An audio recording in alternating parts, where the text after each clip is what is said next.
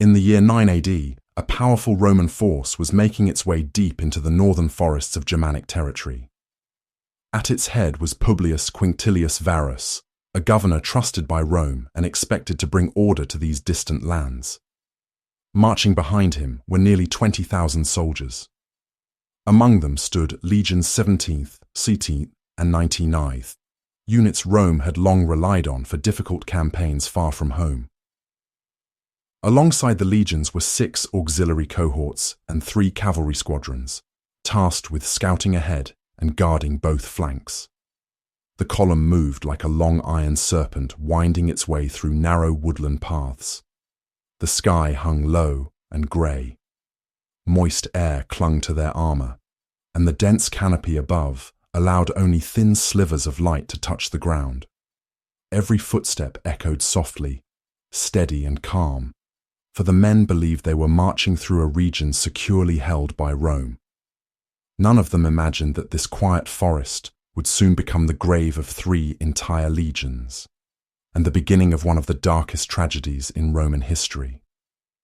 If this part of the story reminds you of an old lesson, a book you once held, or a memory from school long ago, feel free to share it in the comments. Your recollections bring history to life for all of us.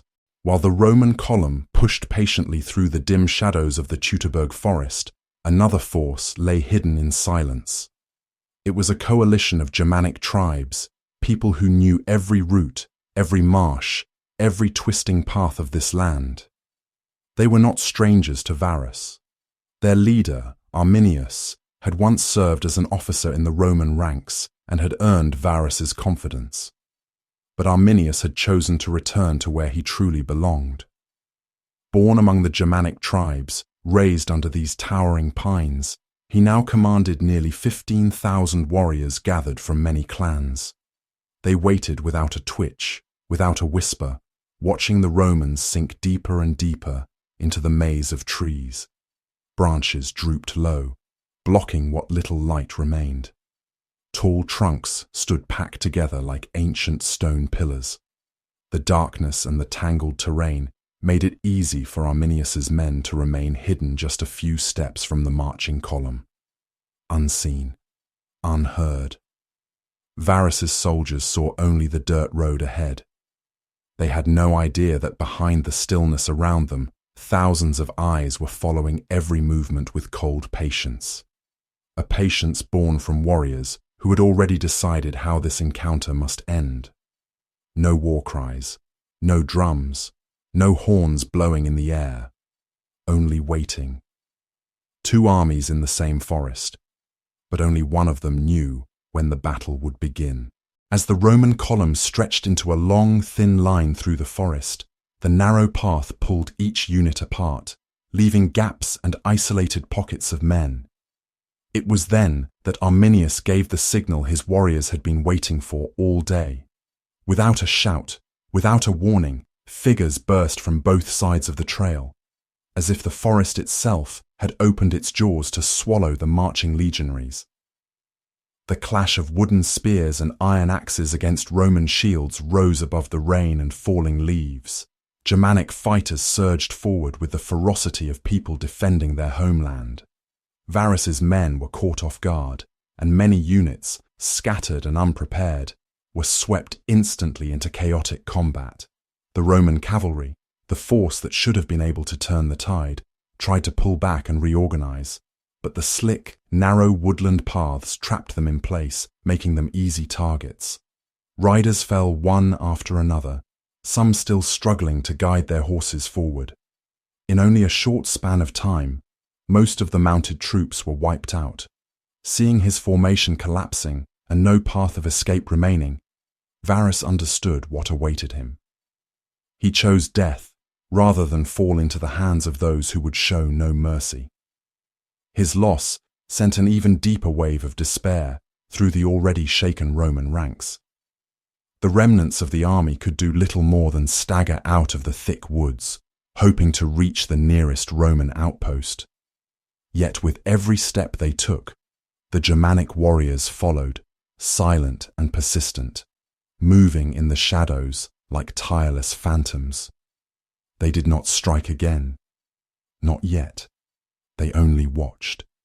And that quiet pursuit was far more terrifying than the clash of steel.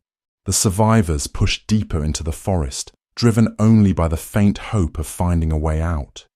Every tree felt threatening. Every shadow seemed to hide an enemy.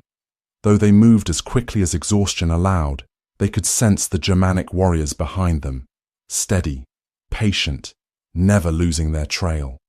They followed not with haste, but with the certainty of hunters who knew their prey could not escape.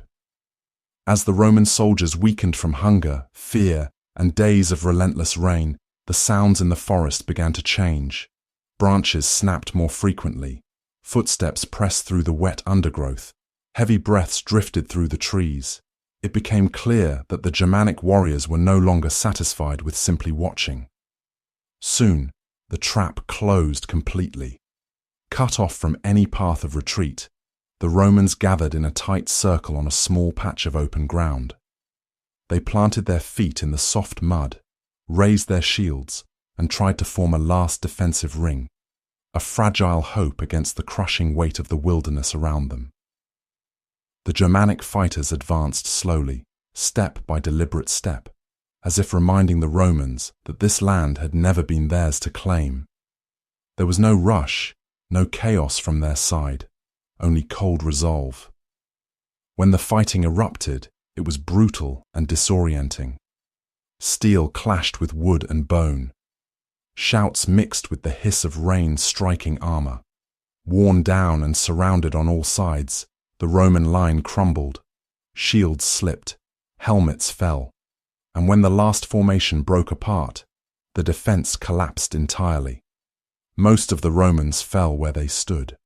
A handful managed to flee in the final moments, slipping through the trees and stumbling toward nearby settlements. Others were captured, destined for slavery. A harsh fate for men who once served the greatest empire of their age.